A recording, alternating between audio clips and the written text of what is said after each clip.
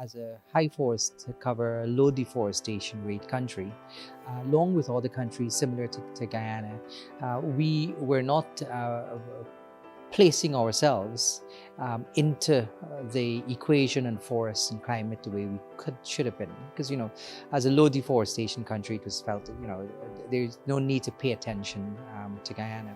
Guyana's work on the MRVS started back in 2009, and it came as part of the requirements of the Guyana-Norway Agreement on Climate and Forest, which began around the same time. Essentially, the Guyana-Norway Agreement required for a performance-based reporting mechanism to be provided under the agreement to trigger payments every year as part of the joint commitment.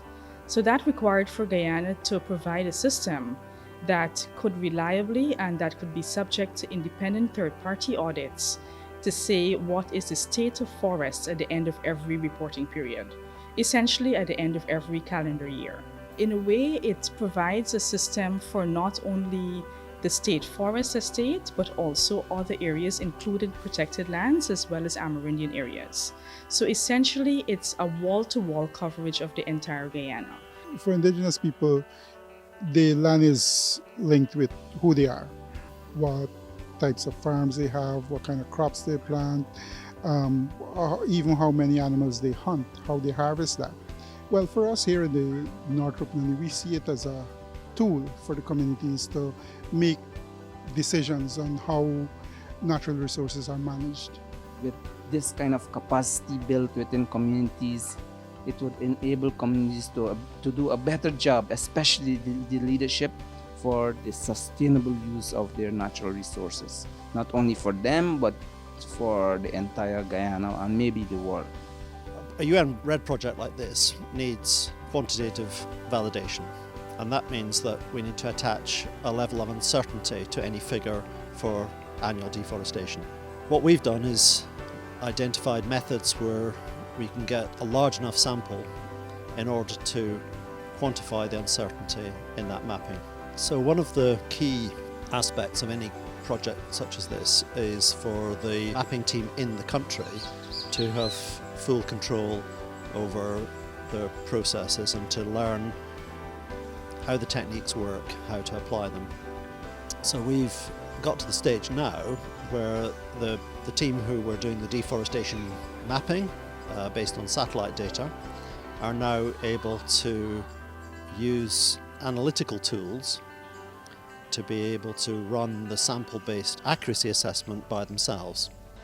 And it's quite different actually if you look at a lot of projects where technical support is quite fragmented or a little bit come and go. In this case it's actually been sustained and they're built on what we've been able to pass over, and over time the system's evolved into something that's really technologically world class.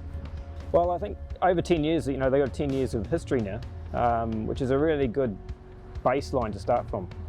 So for each year you effectively you're updating the change for each year, and that's something that's really valuable in terms of knowing where it's happening and where it's occurring. And that is a layer that's really needed for, I guess, sustainable monitoring and management of forests. And moving forward with that, it's because it's a Guyanese system, they can go more real time. Technological innovations over the last probably 2 to 3 years mean that you've got faster processing speeds, like you go from a desktop to a cloud-based process. You don't need to download imagery anymore. There's more imagery data that basically gives you daily to weekly coverage over the same location.